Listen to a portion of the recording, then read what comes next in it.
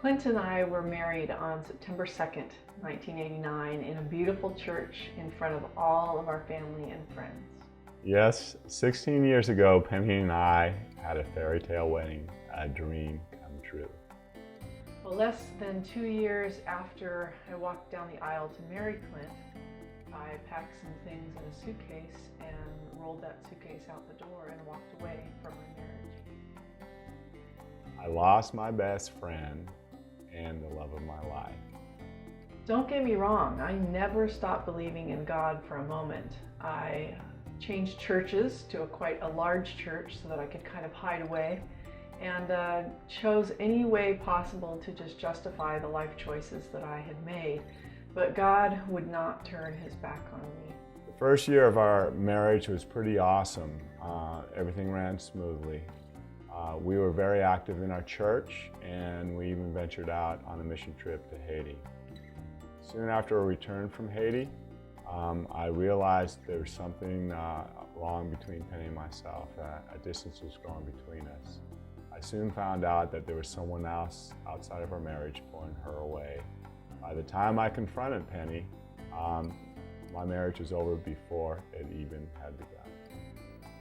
I walked my own pathway for almost 8 years, and one night I laid on my bed and reached my hands up to the Lord and asked for his forgiveness and asked to come back home. And little by little, we began the restoration process, but there were still some consequences that I needed to face for what I had done.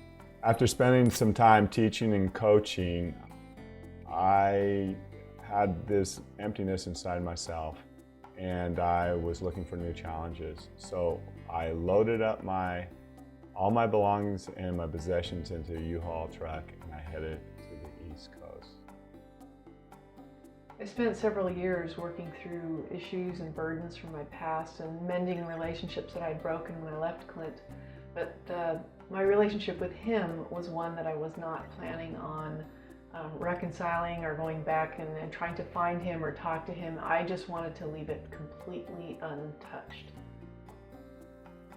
When I arrived in Florida, I decided to put my life in high gear. I started seeking the counsel of worldly men and women, and actually thought of myself as quite the genius. I had used all my own energies, my own talents, my own efforts to succeed, and it wasn't until about a year later that I found out I really had failed. It was that time that I had realized that I had turned into someone that wasn't very pleasing to the Lord. After wrestling with God for quite a while, he urged me to be vulnerable and to attempt to make contact with the last person in the world I thought I would ever talk to. And one night I located his address over the internet, and I was shocked to find that he was living over 3,000 miles away in the state of Florida. That night, just a few moments later, I wrote the most honest letter that I could and sent it off in the mail. It was in May of 2000 that I had realized that I was angry at God and had been angry at him for almost 10 years because of the breakup between Penny and myself. I spent the next year and a half spending time reconciling myself to the Lord, and he began to restore me.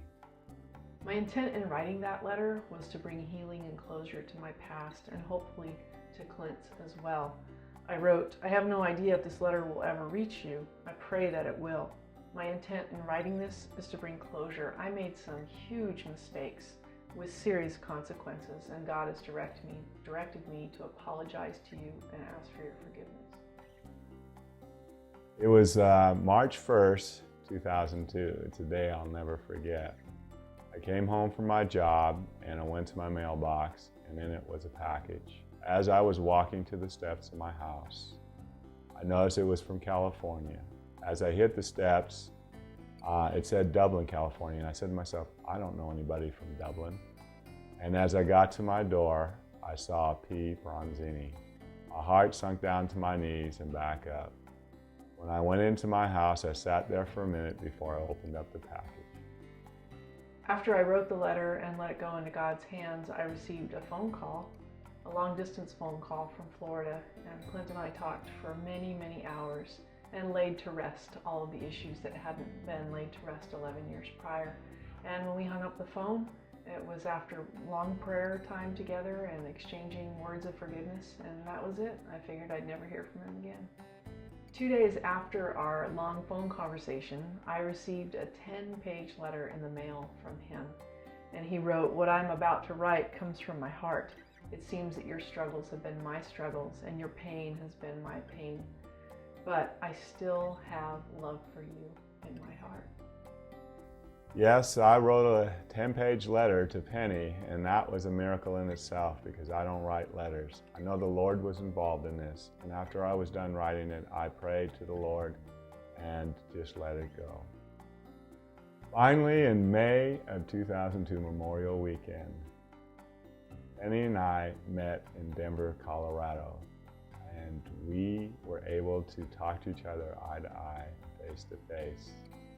And we were able to talk to each other about all the brokenness that had happened to us while we were married and before we were married. After that weekend was over, we got engaged. Several months after our reunion in Denver, Colorado, a bright orange U-Haul truck pulled into the driveway of my home, and out stepped Clint. When I wrapped my arms around him, I knew that I held a rare gift, and that was the gift of a second chance.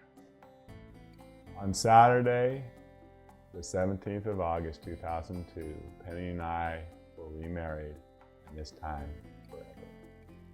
Clint and I plan to spend the rest of our lives sharing this story with people.